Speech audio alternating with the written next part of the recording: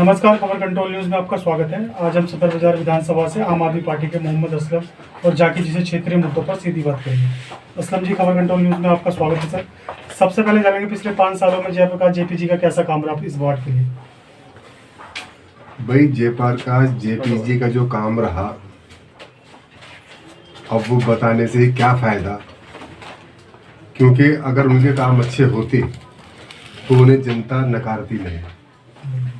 आज आम आदमी पार्टी की कैंडिडेट वार्ड नंबर 72 से जो उषा शर्मा जी को वार्ड की जनता ने प्रचंड जीत दी है, प्रचंड वोट दिया है, इसका मतलब यही है कि पिछली सरकार से जनता खुश नहीं थी और अब बेहद खुश है।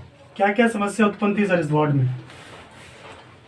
सबसे ज़्यादा समस्या तो मतलब जो हमारे जनता के हक में आता है, डिस्पेंसरियाँ हो गई और आपका प्राइमरी स्कूल हो गए, नालियाँ हो गई, पटरियाँ हो गई, इनका किसी किस्म का कोई समाधान नहीं था।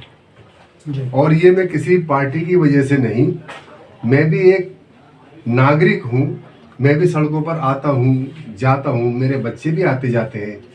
समझे, मुझे भी महसूस होता है कि ये सरकार जो है या ये पार्षद जो है बिल्कुल काम नहीं कर रहे हैं, इसी वजह से इनको जनता ने नकारा है।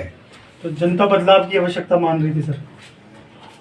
जनता तो बदलाव की क्षमता इतनी मान रही थी, इन पिछले 5 सालों से नहीं, और पिछले 5 साल से जनता चाहती थी कि इसका बदलाव होना जरूरी है, बहुत जरूरी है। उषा शर्मा जी यहाँ से निगम पार्षद बनी है, क्या क्या उपलब्धियां चाहेंगे आगे 5 सालों में आप? भाई जहाँ तक उपलब्धियों का सवाल है और उषा शर्मा जी के ऊपर भरोसे का सवाल है, उनका सिर्फ नाम ही काफ़ी है, उषा शर्मा। हमने जब जीत के बाद अभी तक जितने भी कार्य हमारे एरिया में वार्ड नंबर 72 में हो रहे हैं, हमने अभी तक उनसे किसी काम के लिए नहीं कहा और काम लगातार चल रहा है, क्योंकि अभी उन्होंने शपथ भी नहीं ली, जीत दी थी, उससे अगले दिन से ही काम शुरू हो गए।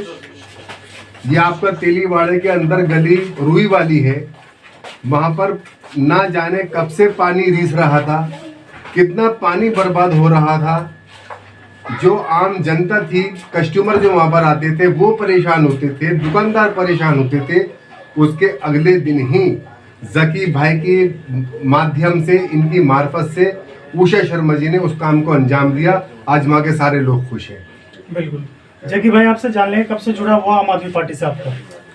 मैं अनिल भाई जब से जुड़ा हूँ, जब से 28 सीटें आई पहली बार मैं तब से जुड़ा हूँ। तभी से आम आदमी पार्टी ज्वाइन कर रखी है और तभी से लोगों की सेवा में लगा हुआ। जिस तरह दिल्ली सरकार कहती है बिजली और पानी पे अपने लोगों को राहत दे रही है, आप सहमत हो इन चीज़ों से? बिल्कुल जी, बिल्कुल सहमत हूँ। बिजली पानी 20,000-20,000 लीटर पानी फ्री है, 200 यूनिट बिजली फ्री है, बहुत सहूलत है, बहुत फ़ायदा है पब्लिक को। तभी बार बार पब्लिक जिता के भेजती है केजरीवाल जी को। असलम भाई, आपसे जान लेंगे, जिस तरह से आम आदमी पार्टी कहती है कि दिल्ली के अंदर हम 250 सीट लेके आएंगे, परंतु 104 पे भारतीय जनता पार्टी ने सत्ता काबीज की, क्या कारण था कि कम सीट आई सर?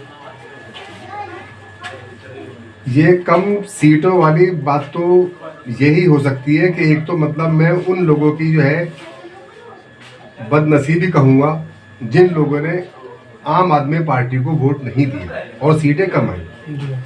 और आप जानते ही हो, भारतीय जनता पार्टी का जो वोट है वो वोट नहीं, कैडर है उनका। वो चाहते हैं कि मतलब भले कुछ भी हो जाए, 500 रुपये तेल बिके, हमने वोट उन्हीं को देना है। उन्होंने मरे हुए दिल से अपनी इज्जत को बचाते हुए कि हमारी मतलब खिंचाई ना हो, अब हमारा मुंह उजला रहे, इसलिए वोट उनको दिया है, वरना वो वोट भी हमें पड़ने वाला था। बिल्कुल। जिस तरह सर आम आदमी पार्टी राष्ट्रीय पार्टी बन रही है हिंदुस्तान की, क्या लगता है आने वाले 24 में बदलाव की आवश्यकता लगती है आपको? आने वाले 24 के अंदर जो बदलाव 2022 में आया है निगम पार्षद के इलेक्शन के अंदर, इससे भी ज़्यादा बदलाव मुझे पूरी उम्मीद है, पूरा विश्वास है। मैं गलियों में आता हूँ, जाता हूँ, लोगों से मिलता हूँ, जुड़ता हूँ। मैं अपने तौर पर कह रहा हूँ कि इससे भी अच्छा रिजल्ट 2024 में आएगा। फिर सरकार आम आदमी पार्टी की बननी है बिल्कुल इंडिया के अंदर। तो क्या लगता है 24 में अगर बदलाव होता है तो केजरीवाल जी संभाल पाएंगे हिंदुस्तान को? बिल्कुल संभाल पाएंगे। दिल्ली संभाली है, पंजाब संभाल रखा है, हिंदुस्तान भी जरूर संभालेंगे। सर महंगाई बढ़ती जा रही है, केंद्र सरकार तो बिल्कुल ही रोल ही नहीं निभा रही कि महंगाई को किस तरह कंट्रोल किया जाए, इस पर आप क्या कहना चाहोगे? सरकार तो कोई रोल निभा ही नहीं रही। जितनी महंगाई होती है होने दीजिए। बिल्कुल चुप्पी बैठी हुई है। सिर्फ केजरीवाल जी हैं जो इसके लिए लड़ रहे हैं और कोई सी पार्टी इसके लिए कोई संघर्ष नहीं कर रहे। सिर्फ हमारे केजरीवाल जी हैं जो संघर्ष कर रहे हैं।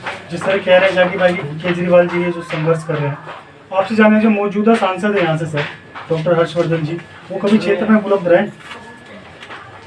वो कभी क्षेत्र में हमने तो देखा नहीं। वो जब मतलब कोई मतलब ईद का त्यौहार होता है, कोई और मौका होता है, वो तब नज़र आते हैं। वरना वो अपना काम चेक करने के लिए और पब्लिक की तकलीफें जानने के लिए आज तक नहीं आए। मैं लिख करके दे सकता हूँ। बिल्कुल नहीं आए। बिल्कुल नहीं है। कि हमने नहीं देखा जी, कभी हमने तो देखा नहीं। वो हमारे एमपी हैं, सांसद हैं, हमने नहीं देखा उन्हें। जाकिर भाई आपसे जान लेंगे कि कोरोना काल में कैसी उपस्थिति रही आपके क्षेत्र में, आप लोग किस तरह से लोगों को जागरूक कर रहे थे? कोरोना काल में एक तो ऑक्सीजन की जो पता है आपको ही मालूम होना चाहिए, ऑक्सीजन की बहुत कमी थी, बहुत लोग मारे गए। अब जो हमारे केजरीवाल जी ने तैयारी कर रखी है, पिछली बार जो हुआ, जो कमियां थी वो सामने सबने देखी। अब जो पूरी तैयारी कर रखी है हमारे केजरीवाल जी ने, ऑक्सीजन की भी और बेडों की भी। पहले 26,000 बेड थे, अब 26,000 बेडों को इंतजाम कर रखा है। सर आपसे जान लेंगे जिस तरह चीन में सर कोरोना फैलता जा रहा है, वैसे हिंदुस्तान में भी संकेत है कि फैलेगा।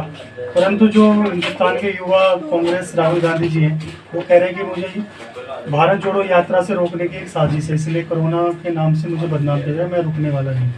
इस बात से आप कितना सहमत हैं? नहीं, साजिश तो नहीं है, क्योंकि मतलब हमारी किताबों में भी है कि जब कोई मतलब ये है कि ताउन या कोई आफत या कोई बुरी चीज़ आती है, ये पहले भी आई थी। अगर चाइना में ऐसा हो रहा है तो यहाँ पर भी मतलब उसके संकेत हो सकते हैं और हो सकता है।